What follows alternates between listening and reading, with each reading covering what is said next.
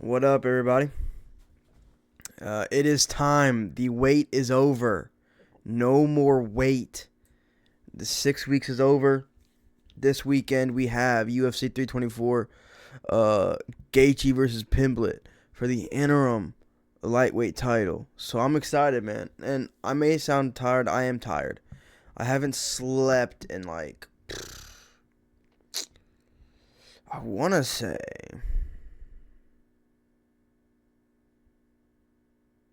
20, 21 hours, something like that. I re-downloaded Assassin's Creed Valhalla and I've just been grinding on it. Um, but uh, but yeah, I figured before I go to bed, it is currently 8:43 a.m. and I woke up at like 11 yesterday. So um, but I figured before I head to bed, we could run the predictions video. I ain't got nothing else to do today. Um, So we could just hop into the video. Starting with Adam Fugit versus what's this guy's name? Ty Miller. I got a bunch of okay. Uh, where's his name? Yeah, okay, Ty Miller. Okay. Um, I'm gonna go with Adam Fugit, man. Obviously, Ty Miller could get this done. He's the young guy making his debut, but I mean, God, what is this? I'm so tired. I mean, Adam Fugit's what 3-2 in the UFC. I mean, look at his three losses: Mike Mallet, Michael Morales, Islam Dulatov. By the way, I think it's a little embarrassing from Islam Dulatov that he knocked out Adam Fugit in a round, and Adam Fugit still fought before him. I don't know what Islam Dulatov. I know he's a model, but come on, right? Fight a little bit, man. But and then Islam Dulatov, all three really good fighters, three ranked level fighters. I know Islam isn't ranked yet, but he's of that level, I believe. He just hasn't. He just don't fight, I guess. But and then Ty Miller, I'm not impressed, man. I watched his Contender Series fight, and then I watched like a few other previous fights, and he's got like 50% takedown defense. His takedown defense isn't great, and that's what I think Adam Fugit could actually do well here. Because I know Adam Fugit fails most of his takedowns, but again, his opponents, right? And he got a takedown on Michael Morales. I mean, that's more than what Sean Brady can say. So, um, I think that the grappling here could be a big thing, as well as Ty Miller. I'm just not impressed, man. He throws like mainly 1-2s, and I get that he's pretty big. He's gonna be a bit bigger than Adam Fugit out there, but you can't just show Adam Fugit a simple 1-2. He's a bit too experienced for that, man. Adam Fugit's not new to the game. Um, Obviously he's big and powerful. We could put Adam Fugit out, but saying that Ty Miller is going to win this fight, in some way, you're kind of putting him in the same realm as Michael Morales and Islam Dulatov and Mike Mallet, and I don't believe he's there. A simple 1-2 and occasional knee up the middle with 50% takedown defense, I don't think that's enough to beat Adam Fugit.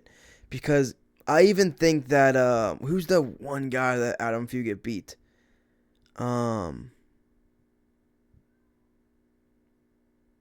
Trying to think of him. There's somebody. Let me look right real quick, cause I bet you. Okay,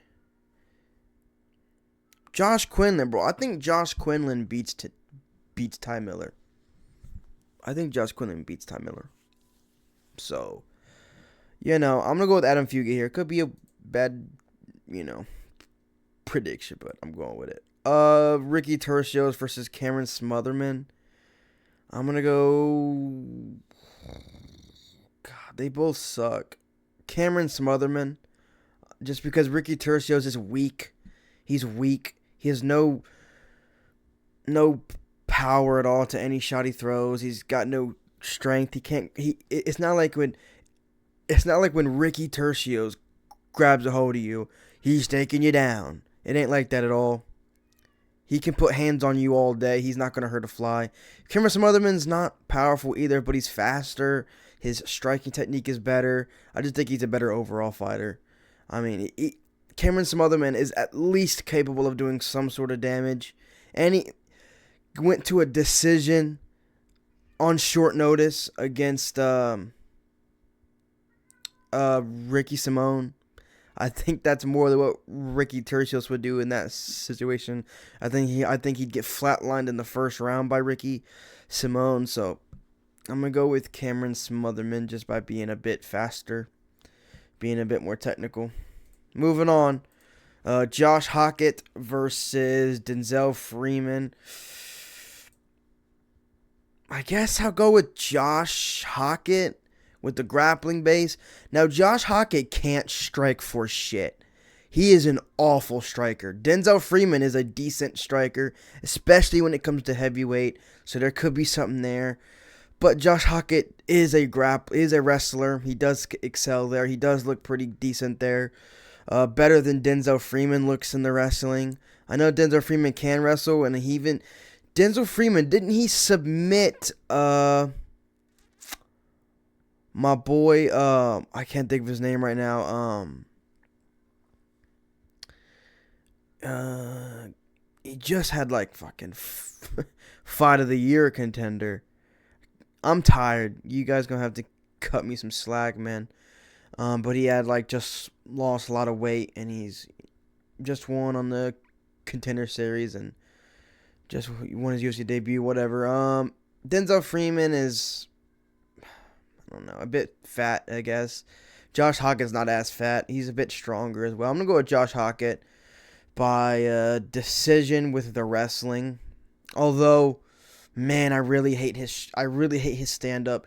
If Denzel Freeman can even, I'm going to say this right now, if Denzel Freeman can even shake off like the first 2 takedowns, I think he's going to knock Josh Hockett out. But I'm not going to count on that. I feel like I can trust Josh Hockett to get the takedowns that he wants and to control this fight in the grappling. So yeah, I'm gonna go with Josh Hockett grappling decision. Michael Johnson versus Alexander Hernandez. I'm gonna go with Michael Johnson. He's coming off of a win, an impressive win in my opinion, to Daniel. I'm so tired. His first name is Daniel. He's fighting soon against Bobby Green. Daniel Rodriguez. just chuck a typical Mexican last name at you. Let me figure it out real quick. Come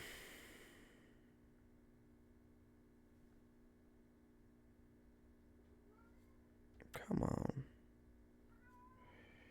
Daniel Zellhuber. It's an odd last name. That's why it was hard for me. He beat Daniel Zellhuber, dropped him, and beat him by decision. Still looked fast in that fight. Very quick, powerful. He's looked better than he has in a while. And I know Alex Hernandez is on a really good streak as well. KOs over Carlos Diego Ferreira. Chase Hooper. Those are some pretty decent wins. But Alexander Hernandez has had a bit of an embarrassing career, in my opinion. You know, losses to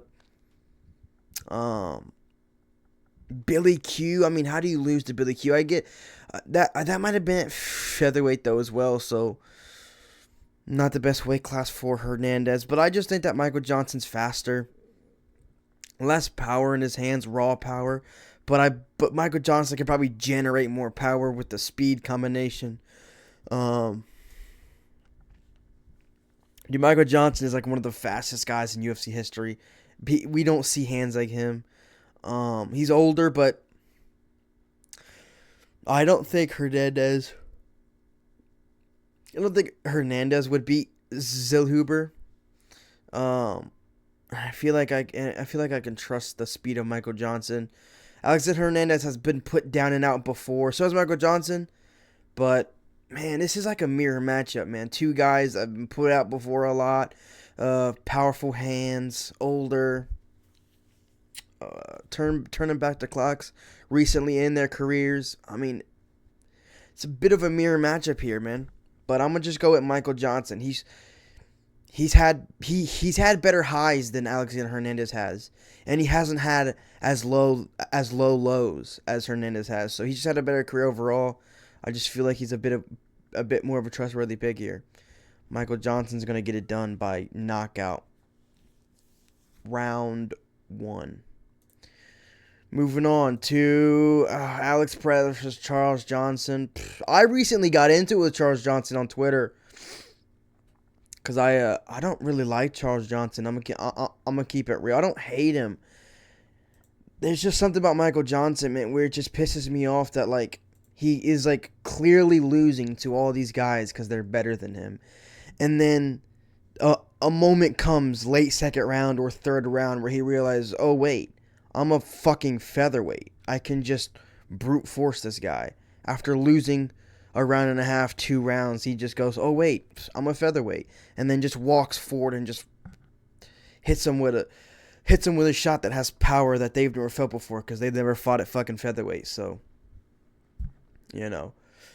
Michael Johnson's huge for the division, and he keeps beating all these guys that I really enjoy, and I really think are gonna do well. And it just upsets me, man, because they're clearly better than him. Joshua Van is better than Charles Johnson. Loner Kavanaugh is better than Charles Johnson. Yet he beats them anyway in the late rounds because he forgets that he has fucking crazy power because he's huge for the fucking division. And he was trying to tell me I weigh the same as Joshua Van. No, you don't, bro. You're like 5-6 inches taller. You don't weigh the same as Joshua Van on fight day. And me and him we're getting into a little scrap, whatever. But I mean he's okay. I mean he lost he has some bad losses. He lost to Cody Durden, yeah, and then didn't he also lose to Gierlan Bekov? Like those aren't good. I don't think those are good fighters. I mean Alex Perez is good, but I don't know. He's very untrustworthy. He was up 2 rounds against Asu Almabayev and then sticks his head in a guillotine and loses. I mean, just the kind of fighter that would lose to Charles Johnson. Bro, let's look at the last fight. Charles Johnson, did he go to the 3rd round with Loner or the 2nd round? I think it was the 2nd round. He was down against Loner Kavanaugh and then sparks him out cold. Perez was up against Asu Almabayev and then stuffs his head in a guillotine and gets subbed. I mean, this reeks of a matchup where Alex Perez is up a round or 2 and then gets fucking sparked out cold by Charles Johnson. Like, that's just what this reeks of, man. And I want Alex Perez to win, but I mean, I always fucking pick against Charles Johnson, and he always is losing until he sparks him out cold. And it's just like, am I really gonna try that again against a guy known for being up and then Nah, I'm going with Charles Johnson. I'm going with Charles Johnson. I'm not gonna play this stupid game with him again, where I say, oh, this guy's better than him, and then he ends up sparking him out after losing. No, I'm going to just go with Charles Johnson. I'm going to say Alex Perez is winning the fight until the 3rd round, until Charles Johnson realizes again, oh, wait, I'm a fucking featherweight. I'm going to just walk in front of this guy and then just put him out with a single shot. That's what it's going to be. Charles Johnson, round 3 KO. Moving on to the prelims. Nikita Krylov versus Modestas Bukauskas. I was going to go with Nikita Krylov here, but I'm actually going to change my pick to Modestas Bukauskas. I just think the career of Nikita Krylov is over. He has the kind of chin that's just, you don't come back from. And Modestas Bukauskas has been KO'd a few times as well, but he actually seems like he's entering the better stage of his career. Coming off of, 2 knockout wins? To be fair, one of them was against, I'm not going to remember this guy's name because he always gets finished in the first round. The dude that just lost to Muhammad Rakhayakayev or some shit like that in UFC Qatar. And then Modestas Bukauskas, He's really getting to that stage of his career where he's looking like a fucking powerhouse out there. He goes out there, looks like he has a lot of power in those shots, and we all thought his career was going to be over after that loss to Khalil Roundtree, but man has come back from that something crazy. And Nikita Krylov, I don't see him coming back, man. I once picked him to fucking beat Magomed Ankalaev when their fight happened. And to be fair, he did really good against Ankalaev, but since then his career's been going down. I'm going with Modestas Bukauskas, man. By KO in round 1, I'm going to go with. Because why not? Modestas is getting pretty good, man. Moving on to Ateba Gutierrez versus Andre Puliev. Now, this is an odd one because Ateba Gutierrez has been doing nothing but slaying cans. Slaying cans left and right. He beat Tristan Vines, and then he beat up on the dude that people thought was going to be like a middleweight Yuri Prohaska.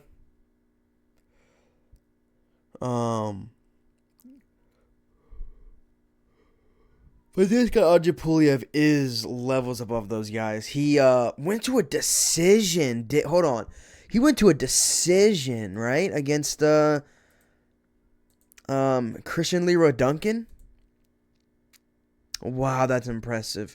Christian Leroy Duncan just smoked Marco Tulio, who a lot of people thought was going to be a crazy player in this division. And he may still be, because Marco Tulio is good, but man, Christian Leroy Duncan is sensational.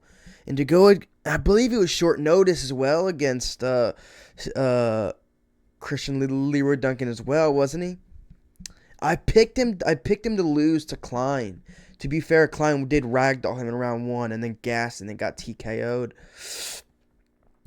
But man, that's a very impressive debut. This is a very impressive first 2 fights in the UFC, in my opinion. Very impressive. Very impressive. And then you go to Ateba Gutierrez, man. Yeah, Tristan Vines, Robert Valentin, and then, I mean, God, these are cans, bro. These are cans. Jose Medina's awful. Absolutely awful. Robert Valentin is not good either. And then Tristan Vines is, I don't even know. This guy is horrible. So I feel like the right pick here is to go Andre Puliev. But I'm gonna go Ateba Gutierrez, man. I really feel like I can trust this guy to be the middleweight Ngannou, you know? I know that I am more impressed with Andre Puliev's UFC career thus far, but I'm going to buy into the hype of Ateba Gutierrez, man. He's like 23, isn't he? 9-1 against 10-3 Andre Puliev, Russian guy, dangerous striker. Man, this could backfire, but I was never going to pick against Ateba Gutierrez here. If not for logical purposes, just for hype purposes, man. I can't sit here and say, oh, I'm not going to trust Ateba Gutierrez. I don't know why. I'm going to trust him to be the middleweight Ngannou here, and I am going to go with Ateba Gutierrez. I can't pick against him, man. This is like, I mean, it just feels like fate telling me, hey, picking it against Ateba Gutierrez is retarded, so I'm gonna go with Ateba Gutierrez, man. It just is what it is, you know. Ateba Gutierrez is, I believe he's gonna be that guy. And the one untested part of Ateba Gutierrez's realm is his grappling, man. And I don't think Andre Puliev is the guy to test that. He's a striker. And I don't know how much I trust strikers right now against Ateba Gutierrez. A striker has got to show me something against Ateba Gutierrez for me to think that he can be shown something on the feet. So, moving on. Umar Nurmagomedov versus Davis Figueiredo. Fight should be on the main card. But, you know, they want some diversity on the main card with a female fight. I get it. I don't, but gotta live with it. I can't do nothing about it. I can't ring up Dana White and go, hey man, what the fuck? So,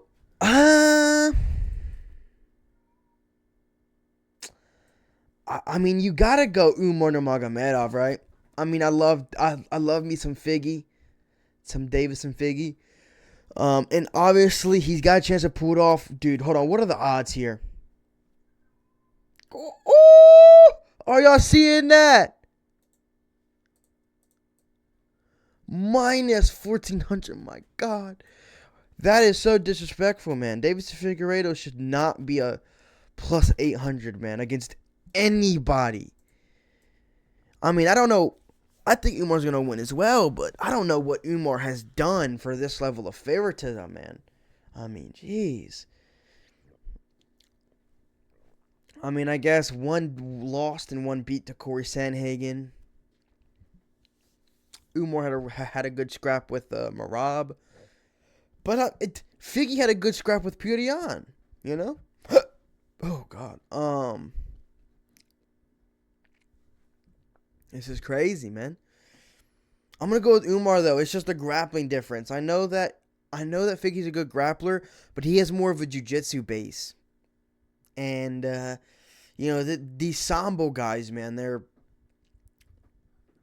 pretty good, man. You know, they start grappling from day one. The same day they get out the womb, they're being taught double legs and single legs and half guard, and it just wasn't like that for Figgy. He was a bit later on, so. And I do believe he's better on the feet, got more power as well. This is an interesting fight on the feet. I do believe we will see Figgy win most, if not all, the exchanges on the feet. I mean, he outstruck, Rob Font. He was outstriking Petr Yan in some moments, even though he lost. He dropped Petr Yan. Figgy dropped Petr Yan. I mean, this guy, Mario Batista dropped this guy. I believe Figgy would probably beat Mario Batista. Maybe. I'm not sure. I'd have to do some deep searching for that. But Figgy's coming off of a win against Montel Jackson. Not the best performance. I think Umar Nurmagomedov would ragdoll Montel Jackson. Much better, But Montel Jackson is a force to be reckoned with on the feet, man. Brock Lesnar-sized gloves. Dude's got huge hands, good power. Figgy dealt with him. If Figgy wins this, I'll be so happy, man. Because I want to see the sport rid of these guys. Umar out of here. Islam's cool. I like Islam.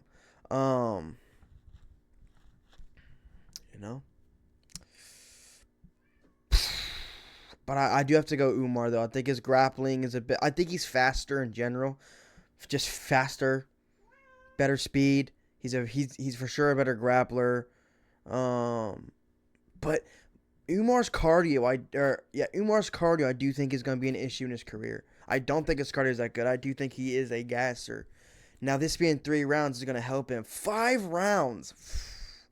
And Figgy might be the pick, let's be real. But it's not. It's 3 rounds. They've prepared for 3 rounds. Umar knows it's 3 rounds. He's got it in the bag, I think. He's going to go out there. I do think he's going to get hurt. He is going to lose a round due to being wobbled. But he's just going to die for the legs, get the takedown in. Umar's not a damaged guy. He won't do damage. That's one thing about him. Congrats on your knockout win over Raoni Barcelos. It's a really good win. It's aging beautifully. But he doesn't hurt people like that. And I don't see him hurting Figgy. Figgy's going to be up on damage in like every round. But he's going to have enough control to negate, I guess, the damage that Figgy does. So, it's going to be a grappling fest for Umar Nurmagomedov. And he is bigger than Figgy as well. Figgy's quite small for the bantamweight division. So, and he's older. He's had his career. He's been champion multiple times. It's time for Umar's career, right? It's his career now. This is his story. Figgy's had his story. Figgy now, at this point in his career, all he's doing is furthering other people's careers, other than Montel Jackson. So, yeah. Moving on to the main card. Arnold Allen versus James Silva. I have never once picked... I was about to lie. I was gonna say I have never picked against Gene Silva in the UFC. I picked Charles Jourdain. My favorite UFC fighter picked Charles Jourdain to beat Gene Silva. He did not. He would in the rematch though. Come down to bantamweight, dog. I'm gonna go with Gene Silva here, man. You have the loud, crazy autistic, and then you have the calm and nonchalant autistic. I'm gonna take Gene Silva, man. I just think he's too powerful, and I'm gonna say I think he is more powerful while being technically better. I do think he's a technically better striker than Arnold Allen. Arnold Allen has had some iffy performances. I think that his fight against Giga Chikadze was a bit close. His fight with Sadiq Youssef wasn't as one-sided as I thought it should have been. Did really well against Max Holloway. TKO Dan Hooker in a round. I mean, people don't do that. But Gene Silva, man. Dude is a monster. Came in here, killed Weston Wilson, KO'd, beat the shit out of Drew Dober. KO'd Melsik Vadasarian. Then he gets TKO'd by Diego Lopez, which John Silva, I believe, was on his way to beating Diego Lopez. He lost the first round, don't get me wrong, got his ass beat. Second round, man, he was turning it up, and honestly, he was landing shots on Diego Lopez that should have knocked him out. We learned something about the durability of Diego Lopez in that fight, man. I mean, damn, those shots. I mean, that front kick to the chin, no shot how he ate that. Some of the shots he was landing on the chin with his hands, I'm thinking, Diego Lopez isn't human with the shots he's taking here. So, Gene Silva, and then he got spinning elbow. I mean, Arnold Allen, I don't think he's going to spinning elbow Gene Silva out of nowhere. He's not that kind of fighter. And I'm going to say this right now. This is a big reason why I'm picking Gene Silva. To beat Gene Silva, I think you have to match his finishing potential. Diego Lopez is a finisher of the highest order. He has finished like every one of his fights, bar like one or two.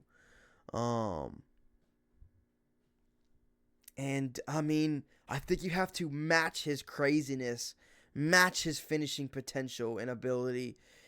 That is not Arnold Allen at all. He's not a finisher.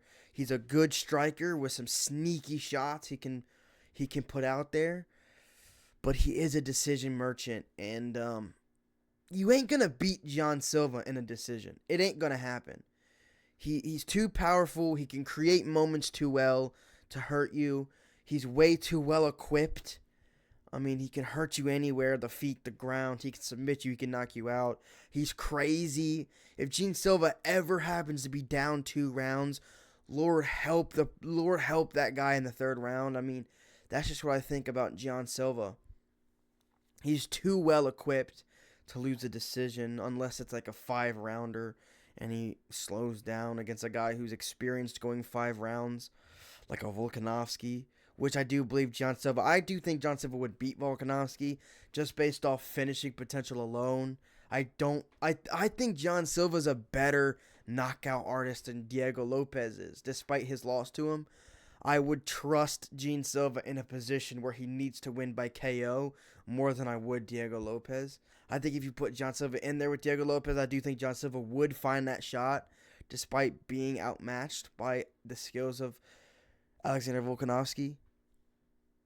I think Diego Lopez would also beat Arnold Allen as well. I just think you're given too much time. 15 minutes is a lot of time to be in there against somebody like Gene Silva to not get chinned. And I know that Arnold Allen, I believe he's never been KO'd. Everyone has never been KO'd until they fight the one guy that KOs him. Gene Silva's the guy that KOs Arnold Allen. I'm just going to put that out there right now. I think it's going to be a round 2 knockout for John Silva. Just too crazy out there, too wild.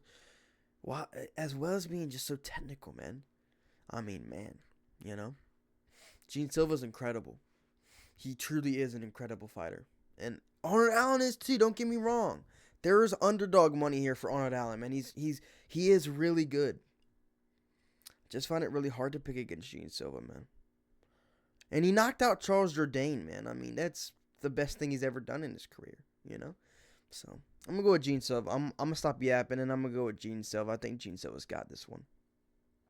Moving on to Natalia Silva versus Rose Namajunas. This is one of my most confident picks of the whole card.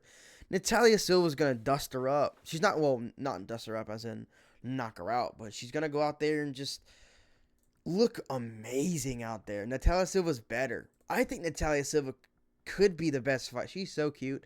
I believe she could be the best fighter in the division, man. Her takedown defense, her striking, her power, a bit. She's not that powerful. But with her speed and her ability to find her shots, and she creates her own angles, man. She's a bit like a little female McGregor out there, man. Creating angles. Just making her opponents look foolish. I mean, she made Alexa Grasso look foolish. She made some other girl look foolish, and another girl, and another girl. She is a beautiful striker, man. Best striker in the division, in my opinion. I do think that 100%. She could probably beat Val, man. She could beat Valentina Shevchenko.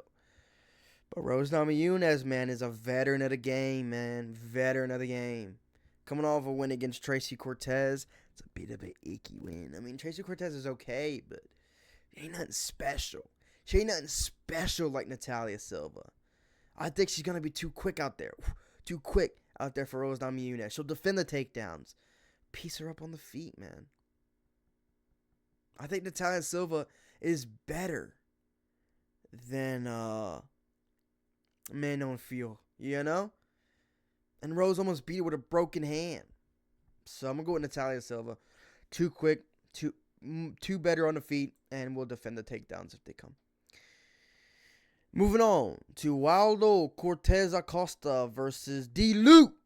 I'm gonna go with Waldo Cortez Acosta, man. Round 1 knockout. I love me some Derek Lewis, man. Everybody loves a bit of Derek Lewis in their life, man. Shows up, dusts a contender, leaves with the money. Shows up, dusts a contender, leaves with the money. Shows up, dusts another contender, dips with the money. But Waldo he ain't no ordinary contender, man. This man could be a future champion, bro. He is a sensational talent, man. He is noticeably durable at heavyweight. That's already a plus. I mean, if you're noticeably taking shots off of heavyweights better than most other heavyweights, round of applause. He is a powerful striker as well. Powerful hands. Coming off of a nasty win against Ante Delija. Ante Delija eye pokes him. Waldo's backed up against the corner. Hands up, trying to get the ref, trying to protest a little break. And then he gets teed off on, TKO'd. Under review, gets the fight restarted. And then he immediately sleeps onto Delija. Derek Lewis. I watched Derek Lewis live in Nashville. Man, I just turned up my microphone. So I really hope I wasn't super quiet the whole video. But I was there live in Nashville, Tennessee, when he dusted up Taliesin Teixeira. Dusted him up. It was beautiful to watch. I agreed with that stoppage, by the way. But I think his little runs come to an end here. Well, Waldo can take a shot. And he can give one. Boy, can he give one.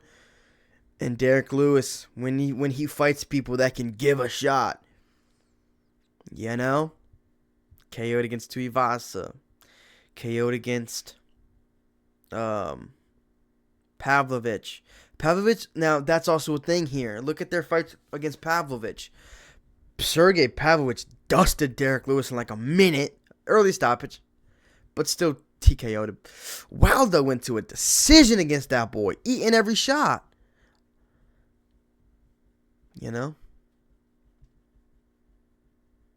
Waldo Cortez Acosta, man's got him.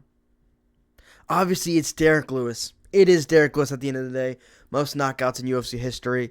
Most of his knockouts come by being either immediately in the first round or by being down on the scorecards and then just fluking it with a big shot.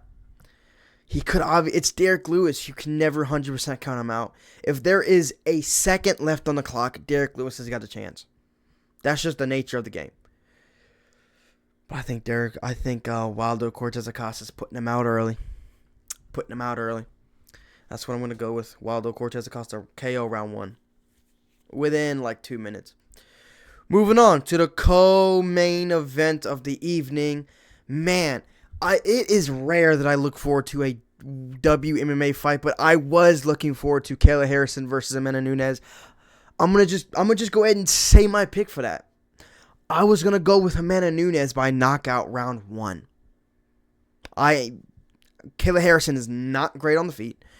She failed to dominantly beat Ketlin Vieira, who's not Amanda Nunes level on the ground. I think Amanda Nunes was going to be able to come into retirement and just dust up Kayla Harrison in a round. I'm just going to say that right now. New co-main event. Sugar Sean O'Malley, Sugar Shane, versus my boy, Song Yadong. My favorite bantamweight was Marlon Moraes, RIP his career, until Song Yadong knocked him out, and then once Marlon Moraes retired from the UFC, Song Yadong became my favorite bantamweight. Now he's my second favorite bantamweight because Charles Jourdain's a bantamweight, so you have to take a step back, Song. But I do like Song Yadong more than I like Sean O'Malley. I would love a Sean O'Malley victory here. I would love a Song Yadong victory here. I don't see it, though. I'm going with Sean O'Malley by decision. I mean, I don't know if you guys watched Corey Sandhagen's breakdown video on this, but Corey Sandhagen has this fight down perfectly. I'm going to just relay what he said for a bit. Song Yadong doesn't do well against rangy opponents.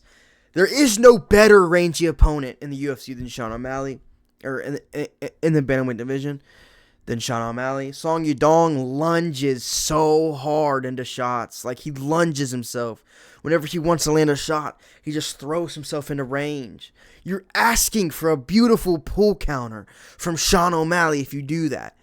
Sean O'Malley's going to be too good out there, too rangy. The teep kicks, the low kicks, the body kicks, the straight shots, the pull counters. They're all going to be there. Every one of Sean O'Malley's best tools are going to be there against Song Yadong. His teep kicks are beautiful. Short, stocky Song Yadong, I don't think is going to be able to, stop it. He's not going to be able to stop the teep kicks.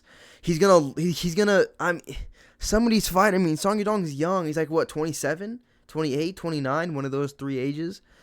But he's a bit stuck in his ways a little bit, man. He lunges forward, trying to land his big shot.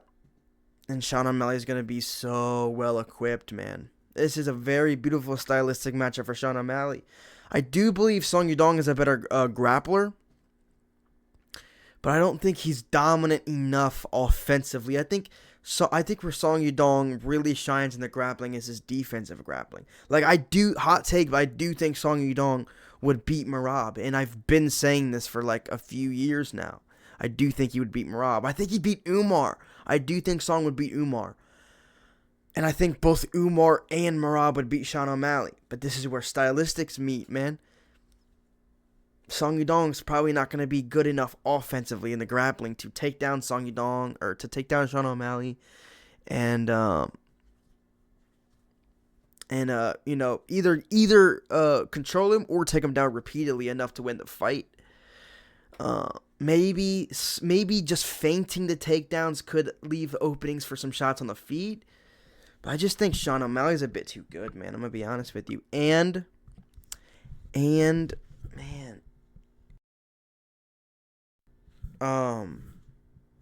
Okay. I accidentally touched my mic, muted it. Man.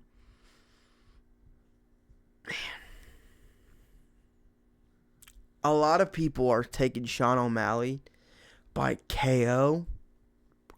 Song Yadong is very durable. Never been KO'd. Inside the UFC. He was KO'd one time, I don't know the company, but it was like in a ring, like one of the Pride like ring MMA fights, whatever. He was like 18, 19 years old or something, like some decade ago type shit. But yeah, I love Song Yudong. I like both of these guys. But I think a loss for Sean O'Malley would be a bit sadder.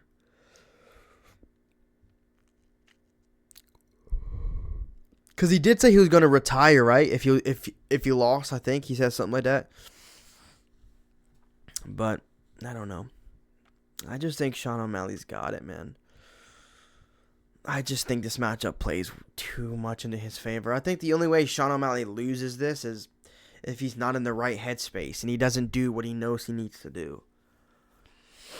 I love Song Yudong, man. And I've been a big Song Yudong guy for so long. I've been singing his praises since fucking 2019, 2018. You know what I'm saying?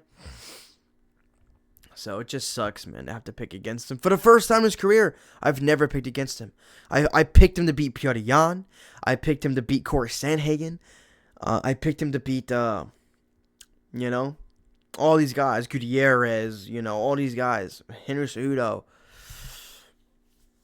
But, I mean, Song Yudong really does well against shorter guys, so. And Petr Yan beat Song Yudong.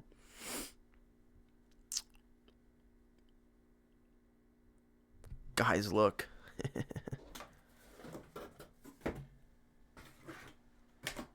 It's Sean O'Malley.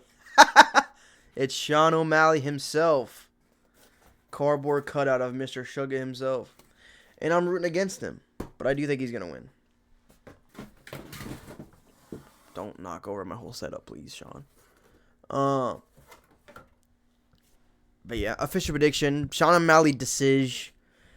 I think this could even be like a doctor stoppage TKO. If he does get a TKO, that's how it's gonna be, man. Doctor stoppage. Open up that Corey Sandhagen cut.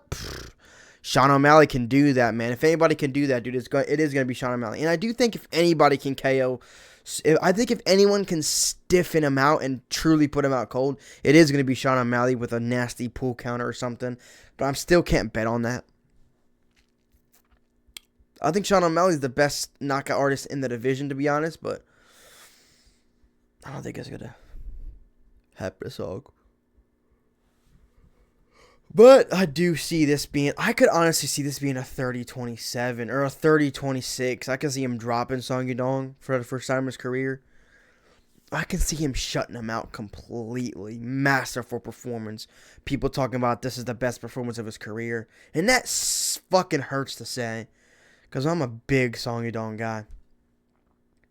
But, what can you do when you're going to begin Sean O'Malley? Moving on. The main event, man. Let's get this video done so I can sleep. 43 minutes. Well, Justin Gaethje versus Paddy Pimblett. I'm going Paddy Pimblett, man. You have to go Paddy Pimblett, man. Obviously, Justin Gaethje is nasty, violent, striker. Paddy Pimblett has shown weaknesses in the striking. He can get this done. Justin Gaethje can absolutely get this done, and I'm nervous. I'll tell you one thing that makes me a bit more nervous.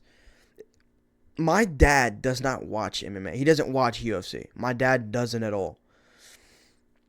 Maybe he'll tune in for a fucking Conor McGregor matchup if he comes back, or one of these big. I mean, he tuned in for Hamzat DDP. He tuned in for. It might have been the only fight he tuned in for last year. Like the biggest fight of the year. He may tune into if I hype it up enough to him. But he loves Paddy Pimblett. He loves Paddy Pimblett. He has a Paddy Pimblett shirt that I bought him because he asked for it. Because he's a big fan of Paddy. I don't know why he's a big Paddy Pimblett fan. I think it's because I showed him a picture of Patty Pimblett, and Patty Pimblett looked like a 13-year-old girl. And I told him, "Can you believe this guy's one of the best lightweights on earth?" And he's like, "What? He looks like a fucking child." And I think because of that, he wants to see Patty Pimblett fight because he wants to see a guy. He wants to see a grown ass man that looks like a child, a female child, beat up an adult man that looks like a murderer. So he became a really big Patty Pimblett fan. He's gonna be watching this main event, the main event only probably. And obviously I want everyone in my circle, my family, my friends to watch MMA and to like it. So because of that, I obviously want Paddy Pimblett to win a lot more than if he didn't give a shit. If he didn't give a shit, I'd still want Paddy Pimblett to win, but I wouldn't have no I wouldn't be sweating it. But now that my dad's allegiance to watching MMA is on the line, I'm really rooting for Paddy Pimblett here. But Paddy Pimblett's just a better grappler, way better grappler. I mean, Paddy Pimblett is such a slick grappler. His jiu-jitsu second to none. It's up there with Charles Oliveira. Obviously, Charles is better, 100%. Paddy Pimblett, strictly jiu-jitsu, is number 2 in the division, in my opinion. Overall grappling, Arman's better, Oliveira's better. But I think Paddy Pimblett definitely would have beaten Wakano if that fight had happened. I still wish that fight would have happened. I think Paddy is way better than Benoit Saint-Denis, these names. And a lot of people don't think Paddy deserves a shot. I'm not going to give my take on that here and now, but what I am going to say is Paddy Pimblett's going to win. A bit nervous for the feet, though, man. I mean, fuck, man. Gaethje is better on the feet than Michael Chandler. Better on the feet than Bobby Green. Better on the feet than Jared Gordon, who was tagging you up, Paddy Pims. This is the best striker Paddy Pimblett has fought thus far. But I do think Michael Chandler is a better grappler and wrestler than Justin Gaethje. If Paddy Pimblett can pick him up and dunk him on his fat head, I don't see why he can't do it to Justin Gaethje. Obviously, it's going to be hard to get to Gaethje early. Pimblett's probably going to get hit with a few shots that have everyone go, oh, how did he eat that? How did Paddy eat that? He's going to show, once again, why scouts just don't get knocked out. He's going to take a few good shots. And then Justin Gaethje, it's going to be the low kick. I'm telling you what, right now it's going to be the low kick. Rafael Fiziev took down Justin Gaethje off a low kick. Paddy Pimblett is going to take advantage of the low kick. And I'm going to say it right here and now. Usually I say for Justin Gaethje going into a fight, he needs the low kick. I actually think he would be better off throwing no leg kicks in this fight. I'm talking headhunt. If I'm Justin Gaethje, I'm headhunting and I'm defending takedowns. Headhunt and sprawl. That is Gaethje's path to victory here. He should be doing nothing else. Paddy Pimblett, though, he could chop the low kick. He can attack the body. He can attack the head. He can attack the arms. He can feint the takedowns. He can shoot the takedowns. He can go for the clinch. I mean, Paddy's got way more options here than Justin Gaethje. But I think Gaethje is going to go for the low kicks. I think he's going to go for a low kick. Paddy is going to, off a low kick, he's going to reach down, pick up the leg, sweep him on his back. And I think if this fight gets to the ground one time, it's over. Gaethje is hard to get down, but once he's there, he's a fish out of water. Zero jiu-jitsu. His wrestling it hasn't really translated. I think if this gets down to the ground for even a second, Paddy's latching something up, or he's going to completely be able to manipulate Justin Gaethje to get him in any position he wants to get a submission. I'm going to go with Paddy Pimblett round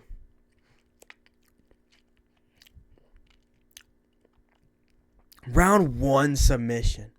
I am going to go big and go round 1 submission for the baddie here.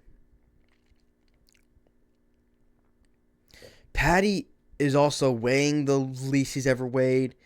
I just think I have a feeling he's gonna be so comfortable out there, so free flowing, so man.